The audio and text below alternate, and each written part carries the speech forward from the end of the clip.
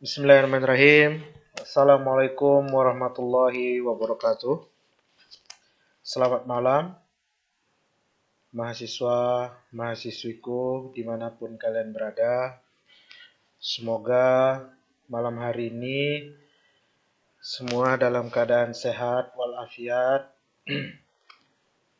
dilindungi oleh Tuhan Yang Maha Esa, Allah Subhanahu wa Ta'ala, supaya tetap bisa beraktivitas walaupun masih harus membatasi pergerakan, ya, sama-sama kita mendukung pemerintah dalam upaya mencegah penyebaran virus COVID-19. Adik-adik semuanya, pada malam hari ini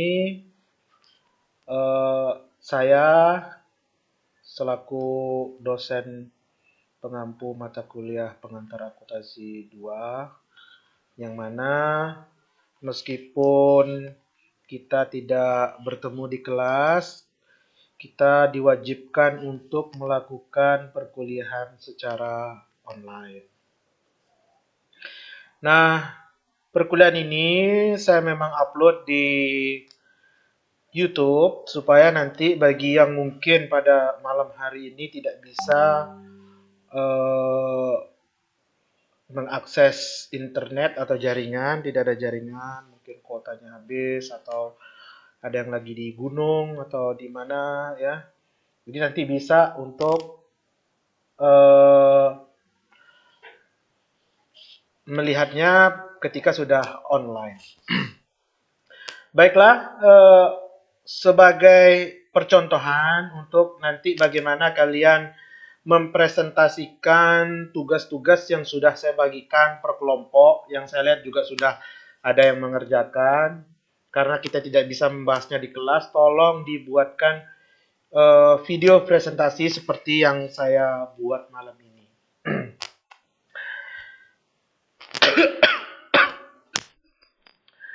Mahasiswa-mahasiswa sekalian, di sini saya akan membahas tentang arus kas untuk pertemuan malam ini.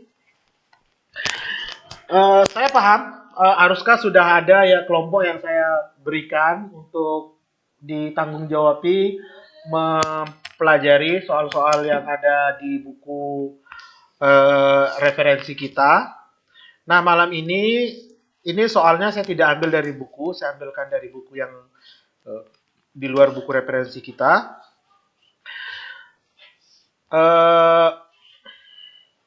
Saya akan mengupas bagaimana Anda bisa memanfaatkan aplikasi OBS untuk tetap bisa mempresentasikan tugas tersebut layaknya seperti di kelas. Baiklah, di sini langsung saja.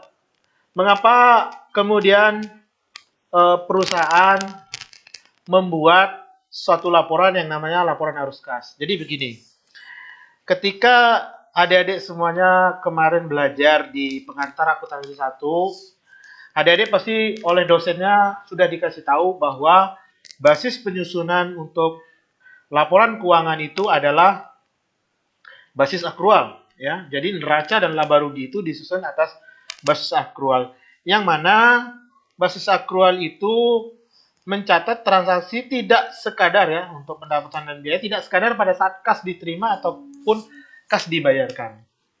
Nah, akhirnya ini menciptakan suatu kelemahan tersendiri di laporan laba rugi tersebut, terutama sekali adalah tidak bisa memberikan informasi mengenai pergerakan kas di tahun tersebut. Kenapa?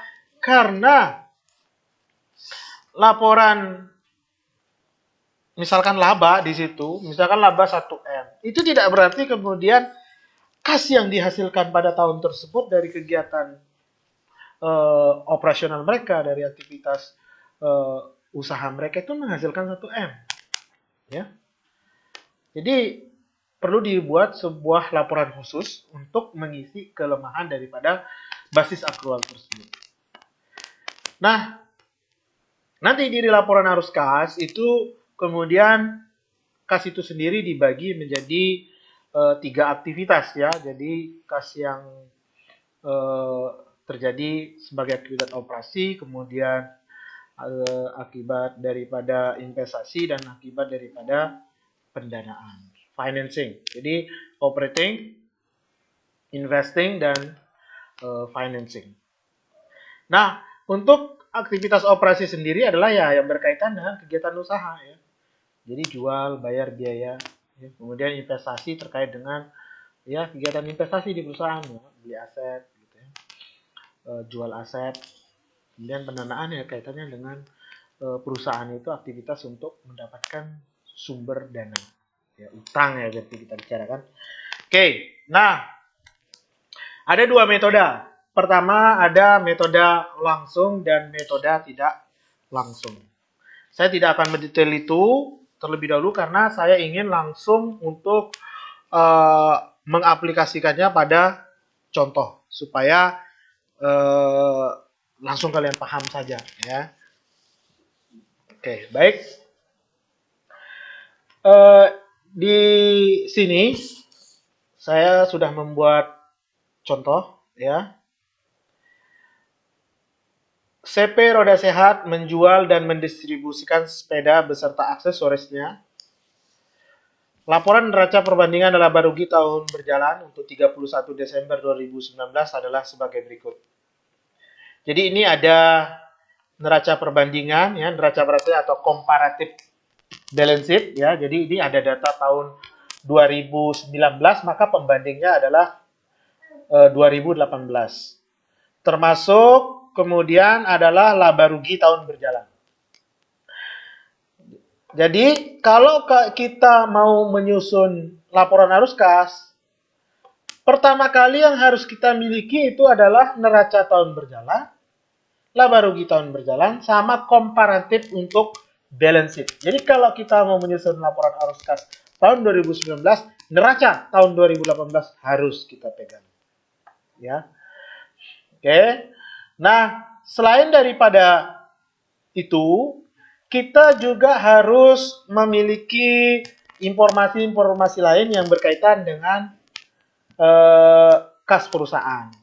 Nah, di sini contoh nih informasi-informasi lain tersebut seperti keterangan tambahan, ya.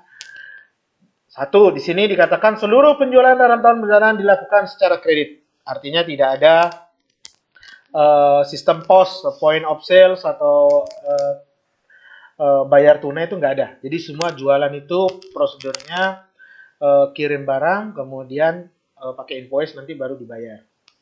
Kemudian seluruh sediaan barang dibeli secara kredit.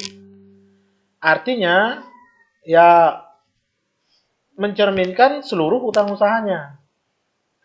Kemudian di sini ada aset bangunan dengan nilai 98.000 dibeli dengan membayar 28.000 tunai.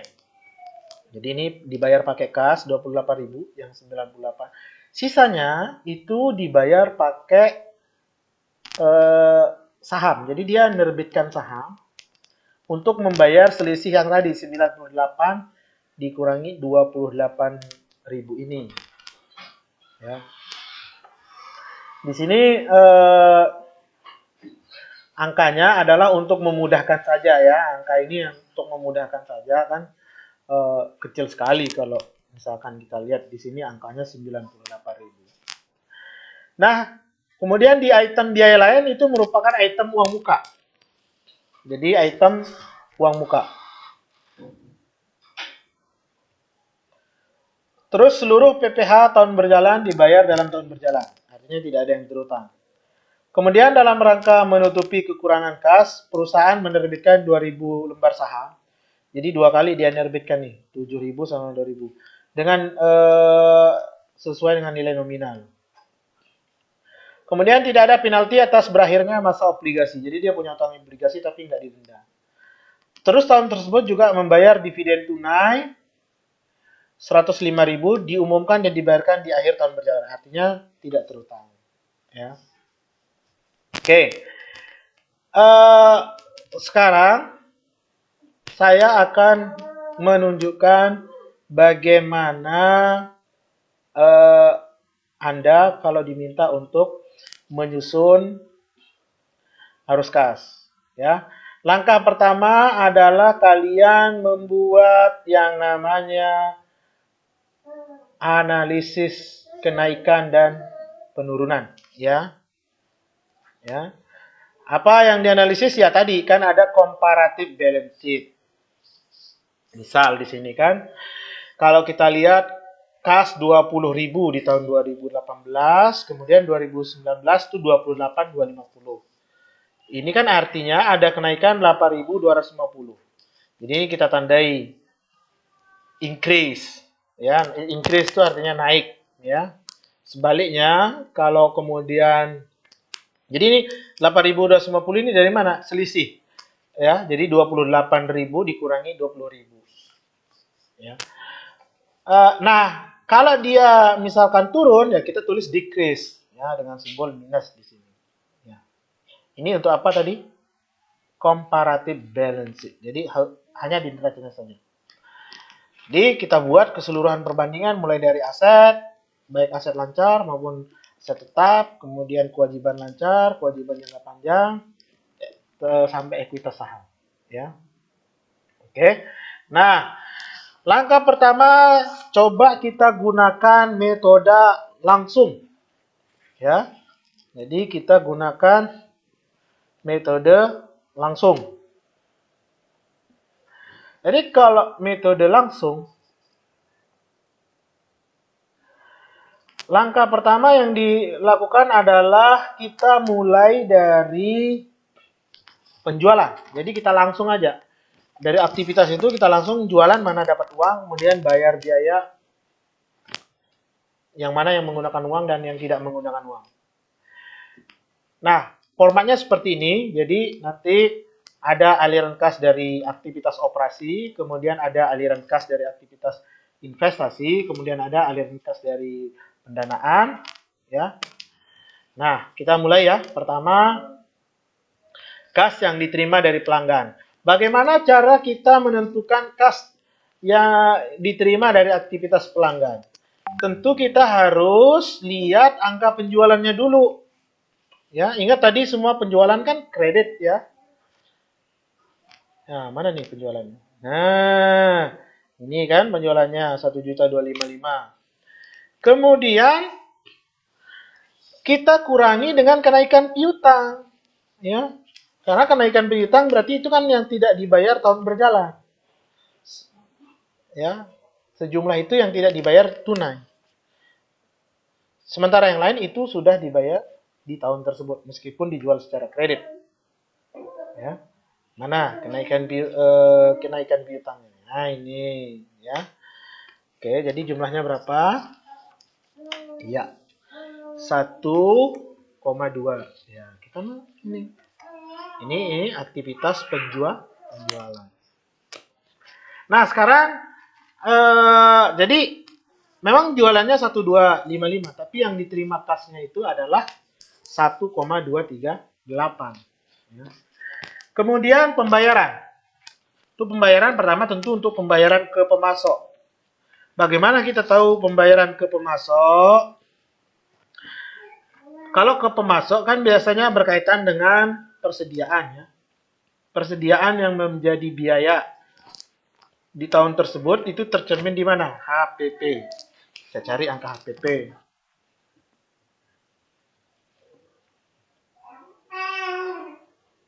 Mana HPP? Ah, ini cost barang terjual. Cost of goods sold. Ya. Kemudian tentu saja dikurangi dengan sedianya akan turun. Berarti itu adalah diambil tidak dari penambahan pembelian, tapi dari sediaan barang yang sudah ada di tahun sebelumnya. Kemudian sama utang usahanya naik, berarti itu kan kasnya tidak keluar. Ya, kasnya tidak keluar, sehingga kita harus kurangi dari kenaikan utang usaha. Ya. Jadi, kalau kita lihat seperti ini, maka ini jadinya ini kurangi ini ya. Oke. Jadi 684. Kemudian